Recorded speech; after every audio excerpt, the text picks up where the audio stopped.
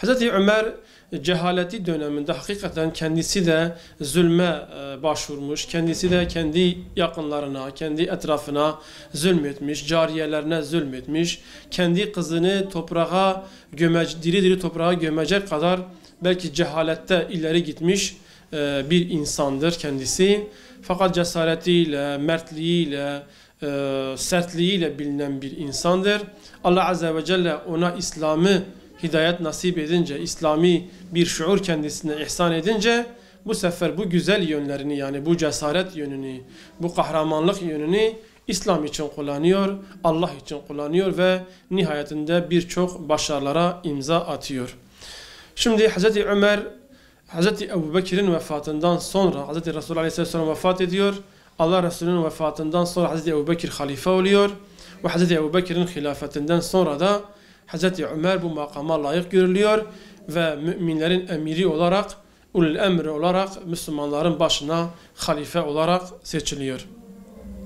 Şimdi Hazreti Ömer halife olduktan sonra bir devlet başkanı oluyor, bir devlet idaresinin başına geliyor ve hakikaten de kendisiyle artık vasıflanmış bir vasfa sahip oluyor ki o da adalet vasfıdır.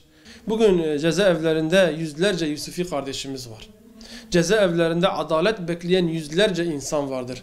Aileleri, çocukları, yakınları meydanlarda, sokaklarda, caddelerde, mesela birçok basın açıklamasıyla, sosyal medyayla, basın yayın organlarıyla kendi evlatlarının haksız yere kumpaslarla gözaltına alındıklarını, kumpaslarla cezaevlerine atıldıklarını haykırmalarına rağmen, bağırmalarına rağmen en azından adil bir şekilde tekrar bir yargılama süreci başlasın diye bütün emeklerine rağmen maalesef bugün idarenin başında olanlar, hatta yeri geldiğinde işte Hazreti Ömer'in söylediği gibi bir dağın başında bir koyuna bir şey olsa onun hesabını da Ömer'den sorur atasözünü de, Hazreti Ömer'e ait olmuş olan bu güzel sözü de defaatle tekrarlanmasına rağmen idare tarafından, idare mekanizması tarafından, fakat maalesef yıllardır evlatları cezaevlerinde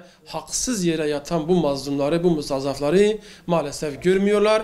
En azından yeniden bir yargılanma, zulümle, haksızlıkla, kumpaslarla sonuçlanmış bu mahkeme kararlarının yeniden gözden geçirilmesi adına dahi bir adım atılamıyor. İşte bizler bu manzarayı gördüğümüz zaman şu an yeryüzünde yaşanan, şu an özellikle bölgemizde yaşanan, memleketimizde yaşanan binlerce haksızlığı, binlerce adaletsizliği müşahede ettiğimizde Hazreti Ömer'e olan özlemimiz, Hazreti Ömer'e olan hasretimiz, Hazreti Ömer'in adaletine olan ihtiyacımız bir kez daha ortaya çıkıyor. Onun için bugün hakikaten de idare mekanizmasının yetkiyi elinde bulunduranların, hükümetin hakikaten de Hazreti Ömer'in hilafet dönemini, Hazreti Ömer'in devleti idare etme mekanizmasını, o devleti idare ederken ki kurmuş olduğu adalet sistemini şiddetle okuması lazım, ivedilikle okuması lazım ve onu bir an önce hayata geçirmesi lazım ki istenilen barışa, istenilen kardeşliğe ve özlenen adalet geri gelebilsin. Şimdi ben hakikaten de Hazreti Ömer'in hayatını incelediğimde şu noktayı çok iyi fark ettim. Hazreti Ömer, İslam öncesi bir hayatı var, İslam sonrası bir hayatı var.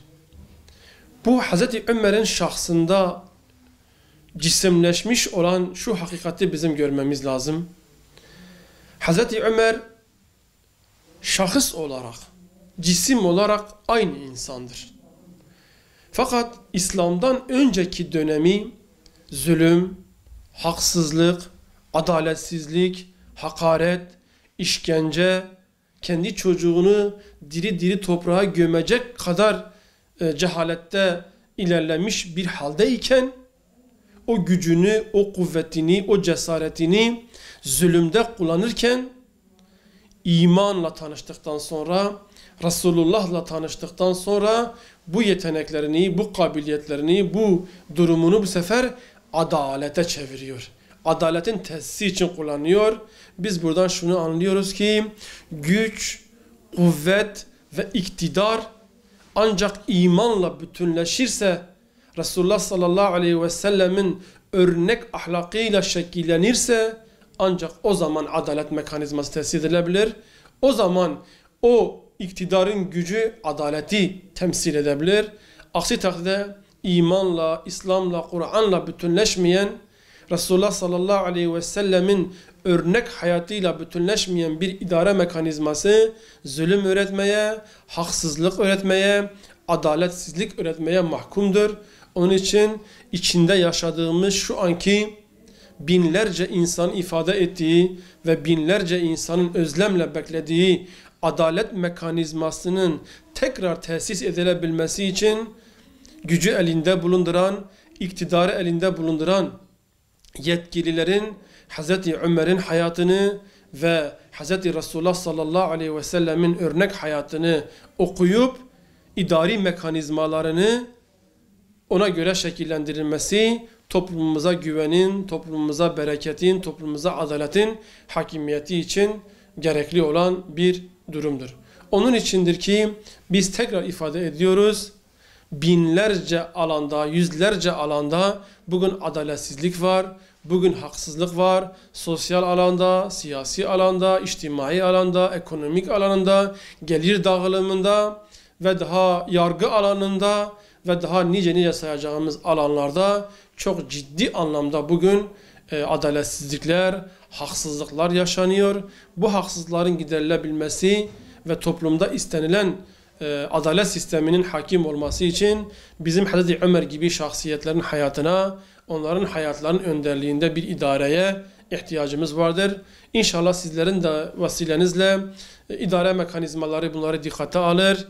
Bir an önce arzu edilen adalet sisteminin oluşması ve şu an meydanlarda haksız yere çocukları zindanlara atılan Yusufilerin ailelerinin seslerinin duyulması, en azından en doğal hakları olan yeniden yargılama sürecinin başlanmasına bir adım atmalarını Allah'tan da temenni ediyoruz. Bu idare mekanizmasından da bekliyoruz.